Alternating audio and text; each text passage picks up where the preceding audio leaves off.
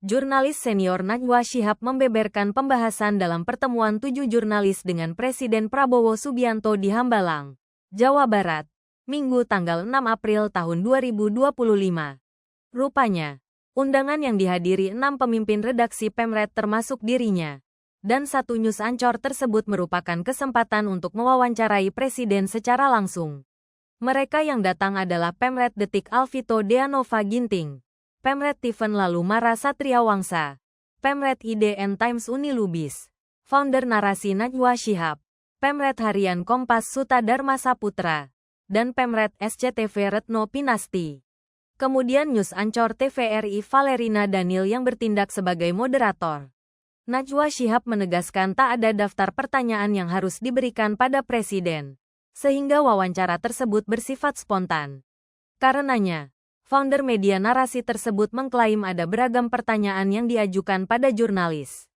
Termasuk diantaranya isu-isu sensitif mengenai polemik revisi UU TNI RUU TNI hingga teror kepala babi pada media Tempo. Jadi betul-betul ini pertanyaannya. Bahkan sesama jurnalis kita tidak tahu akan saling nanya apa. Jadi semua pertanyaan spontan. Kita yang siapkan sendiri. Tak perlu kirim list pertanyaan. Dan akhirnya yang ditanyakan beragam banget, ujar Najwa saat dihubungi Kompas.com, Minggu.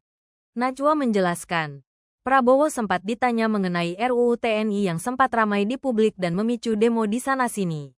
Selain itu, Prabowo juga ditanya terkait aparat yang represif dalam menangani demo. Dari mulai isu yang ramai kemarin UU TNI, demonstrasi, bagaimana perlakuan aparat yang represif terhadap para demonstran termasuk para medis pada saat kemarin demo yang berlangsung di puluhan kota, jelasnya. Lalu, kata Najwa, mereka juga bertanya terkait RUU Polri yang saat ini sedang ramai diantisipasi publik. Sebab, muncul kekhawatiran bahwa kewenangan polisi malah bisa bertambah melalui RUU Polri ini. Padahal yang dibutuhkan kan justru pengawasan terhadap aparat, ucap Najwa. Selanjutnya, Pemret bertanya mengenai komunikasi pemerintah yang disorot karena amburadul. Prabowo, kata Najwa, mengakui bahwa komunikasi pemerintah masih jauh dari kata ideal. Ditanya juga bagaimana Pak Prabowo lihat teror yang terjadi pada media, terutama spesifiknya pada teman-teman Tempo yang dikirim kepala babi, katanya. Ditanya juga soal apa komentar Pak Prabowo atas respons dari istana yang dinilai tidak patut.